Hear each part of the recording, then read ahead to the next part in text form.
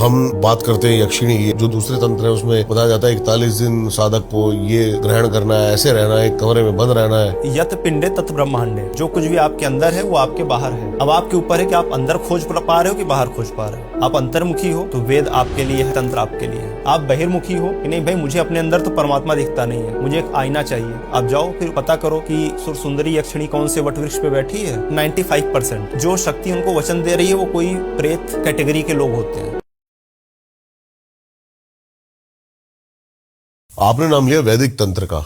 अब ये तंत्र कैसे अलग है? क्योंकि तंत्र तो बहुत सारे प्रकार के मैंने देखे हैं। कोई षटकर्म वाला तंत्र देखा है, हाल ही में मैंने अभी विज्ञान भैरव तंत्र पढ़ी है, उसमें तंत्र की एक अलग परिभाषा है। वैदिक तंत्र को समझाओ पहले तो, आप है क्या वैदिक तंत्र? वैदिक पद्धति जो है वह अहिंसा का समर्थन करती है। पहला अंतर यहाँ आ गया। अहिंसा का समर्थन करती है? समर्थन करती है, ठीक है। जो वैदिक तंत्र की बात कर रहे हैं। फिर वहां पर बलि भी होगी तो वो किसी अजय अर्थात बकरे की नहीं होगी। वहां पर भी कद्दू कटेंगे, पेठे वाले देखे ना आपने, पेठे वाले कद्दू बड़े होते थे, साउथ में अभी भी करते हैं, तो उसकी बलि होगी। जायफल की होगी, देखे मैंने। नारियल की होगी। वहां पर जीव हिंसा नहीं होगी। मैं प्योर वैदिक की बात कर रहा हूँ। बाद में कुछ चीजें मिक्स हुई पौराणिक कालों में, उनकी बात नहीं कर रहा हूँ।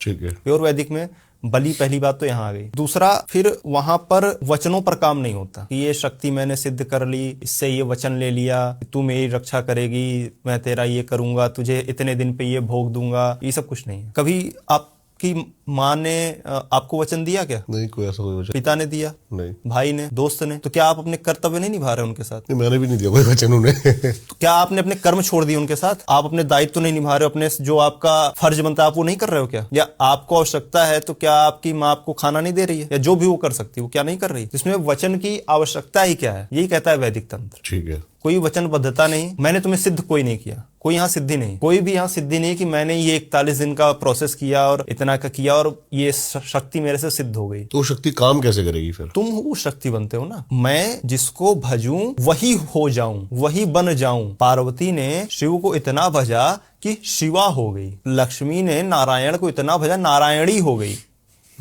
सिद्ध थोड़ी किया, वो तो एक हो गए ना। तो किसी को भी, किसी भी इष्ट को आप इतना भज रहे हो कि वो आप में समा जा रहा है, वो है वैदिक पद्धति। यहाँ पर ईश्वर से एकाकार की बात है, यहाँ पर एको अहम का भाव है। अभी हम लोग चर्चा कर रहे थे ना। हाँ जी। कि हमसे बड़ा तो राक्षस भी कोई नहीं है। हाँ जी। तो क्यों नहीं है? क्योंकि हम एको हम द्वितीयो नास्ति है ना। इसमें ये तो कहा नहीं, इस सूक्त में ये आया है नहीं कि एको हम ईश्वरा द्वितीयो नास्ति। ईश्वर हो कि राक्षस हो, पापी हो कि पुण्यात्मा, इसकी चर्चा नहीं कर रहा। वो कह रहा सिर्फ मैं हूं और कोई नहीं है। तो इस शक्ति अलग कहां से आ गई? इसके अंदर बहुत सारी कैटेगरी है, जैसे कि अप्सरा किसी ने सिद्ध करी, यक्षिणी, पिशाचिनी। जब आप अपने अंदर की यात्रा करते हो तो आप पाओगे कि भंवर गुफा है। जब सिद्धियों की बात करते हो या जब आपके चक्र सिद्ध होने लगते हैं, प्रत्येक चक्र पे आप पाओगे कि किसी ना किसी का वास है। मूलाधार है तो इसमें ये डाकनी है, ये शाकनी है, ये ऐसा है। जब गूढ़ में जाओगे तो ये वर्णन मिलता है। तो आपके अंदर ही है वो। डाकनी सिद्ध करने के लिए आपको किसी डाकनी वाले पेड़ पे नहीं जाना है जहां वो बैठी है, वो आपके अंदर है।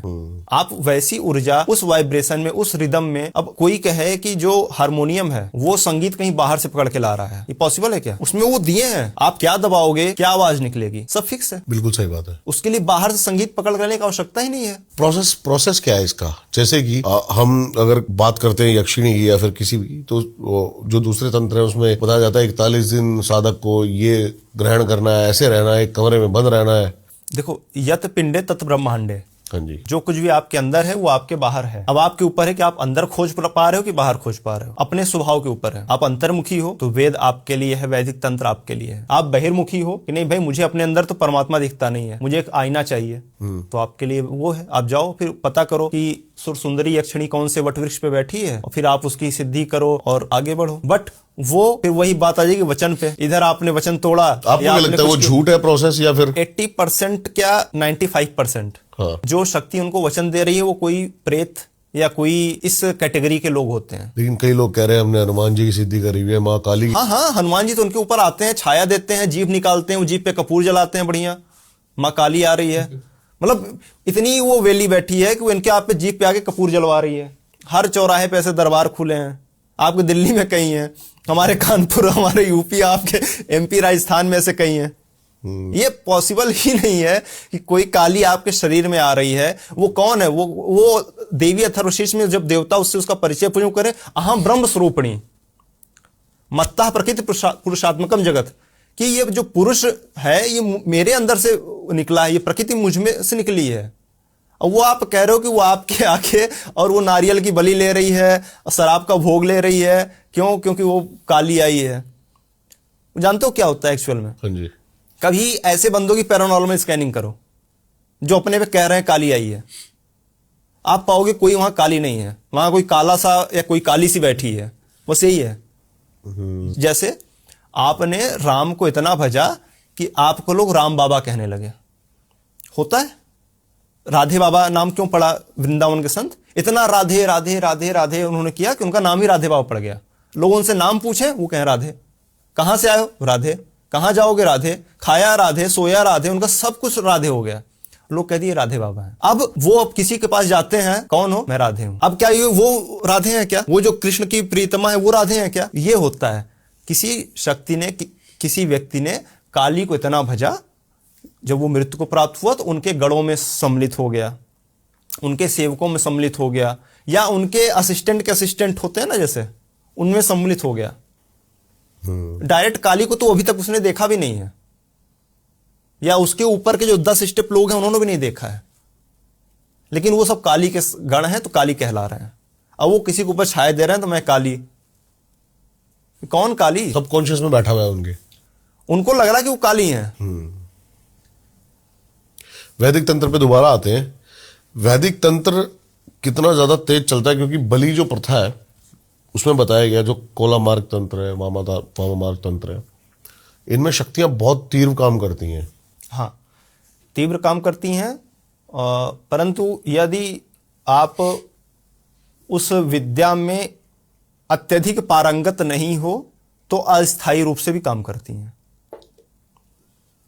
जो कोई भी कामाख्या के नाम पे निकल रहा है, जो कोई भी किसी ऐसे दरबार के, किसी ऐसे सिद्ध स्थान के नाम पे निकल रहा है और अपने को पब्लिक में बता रहा है, वो पॉसिबल ही नहीं कि वहां का हो। आप बात समझ लो, कामकला पीठ है वो महाषोडशी पीठ है और बहुत ही गुप्त है, बहुत ही गुह्य है।